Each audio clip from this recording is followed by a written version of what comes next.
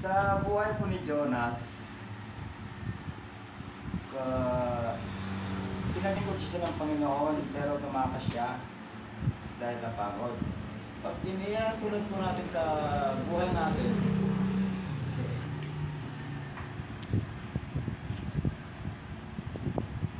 dapat huwag tayong mapagod na maglingkod sa Panginoon. Amen. Pero minsan, kasi ang tao, may mga dito sa mga paligid natin, parang mayroon silang nakikita na parang umiibig minsan. Kaya, bawat gawin natin, put God first. Amen. Para hindi tayo, para yung isip natin nakapokus lang kay Lord. Hindi tayo mapahamak. Hindi tayo mapahamak. Amen. Si Jonas naman dyan, although tumakas siya, pero hindi rin siya pinayagan ng Panginoon. Binigyan siya ng bagyo o struggle sa buhay para bumalik sa kanya. Amen.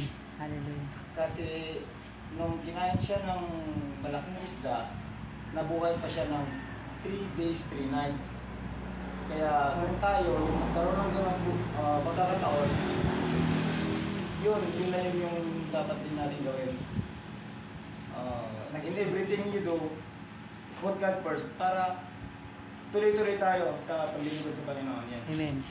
Kaya nga napakabuti at tapat ng Panginoon. Talagang kapag tinawag ka ng Diyos, hindi ka talaga pwedeng tumalikod. Talagang tatapikin tayo ng Diyos para manumbalik sa Kanya. Kaya ganun kadakila ang Diyos. Salamat po, brother. Sige po, salita po kayo. Ano po yung natutunan niyo po doon sa natin, yung pinag-aralan about kay Jonas? Yung pagtalikod niya sa Panginoon na tumakas siya.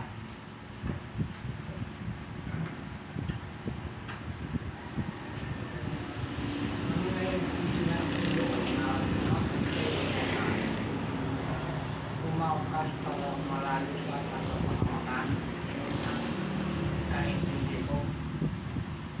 Dahil kung hindi siya tumakas, mapapahamak siya na. Tinakasan niya po yung Lord. Tinakasan niya kasi ayaw niya sumunod. Pero hindi siya matakasan ang Lord dahil Amen. yung pusubiling matakasan niya dahil kahit saan ka pupunta, Alam ng Diyos. alam ng Diyos na Amen. sa kanya eh. Yun ang kwan. Kaya si Jonah natatakot lang kaya tumakas. Amen. Thank you po, Tay. Kaya po, Brad, ano yung natutunan niyo po doon sa Bible study natin sa araw na ito? Yun na, tama naman yung sabi ni Brad. Kaya tumakas siya. Dahil baka tumakas siya para baka mayroon siya. Yun lang po. Hindi kursunada. Opo. Ngayon, maski saan ka nga pupunta, andyan si Panginoon Diyos na masusubaybay sa iyo.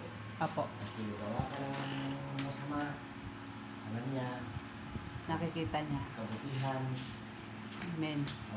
alam niya, kaya yun, hindi natutuloy yung gusto niya sasama ko yung kaya. Amen. Sumasama si Lord sa kanya, sa kanya. Salamat po, Brad. Po, sister, ano po yung natutunan mo doon sa sa ating pinag-aralan? Kaya siguro tumakas si Jonas. Alam niya, matatakasan niya lahat ng problema niya na gawain dito sa Mundo na papagod siya. Opo, para hindi siya mapapagod lahat ng problema na sa ating buhay. Kaya tumakas siya. Pero hindi po pumapayag ang Diyos kasi yung Pinili siya sa pinili siya at laging gumagabay ang Diyos sa atin at hindi niya tayo papababayaan kahit anuman mangyari. Amen. Ibabalik at ibabalik niya sa niya ang Kanya. paningin natin kay Lord. Amen. Yun po. Kaya napakabuti talaga ang Panginoon. Talagang inabot pa rin si Jonas. Kaya po nanay, ano po yung...